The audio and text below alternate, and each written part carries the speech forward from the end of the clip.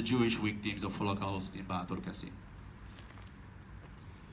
We are all here today to remember the events from 75 years ago, events concerning local Jewish people, events that can on one neither explain or relieve.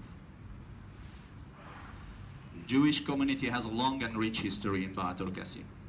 The first Jews arrived here in the 17th century already, but the local government chased them away in 1727 because of the proximity of Main region.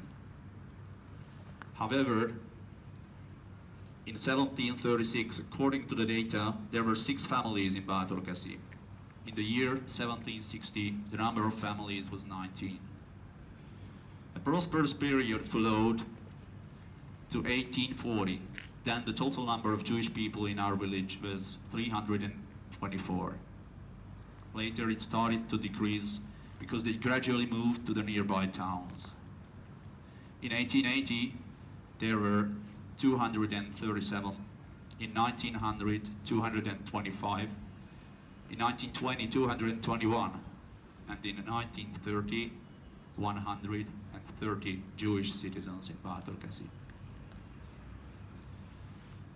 The local Orthodox community had a more centuries-long history. They had almost, amongst others, Shevra Kadisha, Cheder, Talmud Torah, Yeshiva, Women's Club, elementary school here. Besides the synagogue, the local Jewish community had Bet Midrash and Mikveh. 18 surrounding settlements, Jewish communities also belonged to their register. In the 1770s, the community had a rabbi. The First World War claimed 9 victims from the community. Between the 2 world wars, Reich Israel edited here a paper in Hebrew called Emek Halacha. 75 years ago, in May 1944, the local policeman collected all the local Jewish people in the synagogue, and on the 14th and 23rd of June, they were transported to Parkany and later Leva. Finally, only a few of them survived the concentration camps in Auschwitz and Oswiecim. After the year 1948, no Jewish people remained in Bátorkeszi. Honored audience, ladies and gentlemen, we could put a question: what is the aim of today's event? Why are we here today?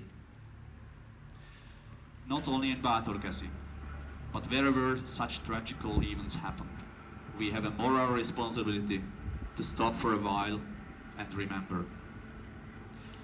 It's also our moral responsibility to get the young generation acquainted with these events, to make them clear that we are all obliged to do everything to prevent this horror happen again. They have to realize that human life is our most important value, and our deeds can never be under the influence of hatred, discrimination, bad will. But we have to be led by respect towards others. Now we are standing under a remembrance plate, and words of Martin Luther King come to my mind.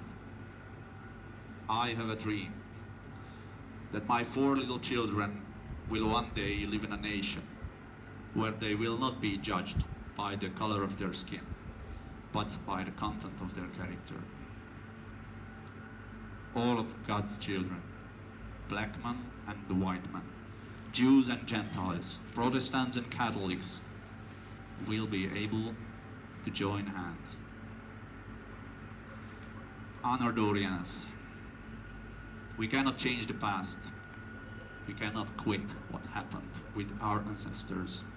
But we can join hands in a hope to preserve our children and offer them a better world. Thank you very much for your attention.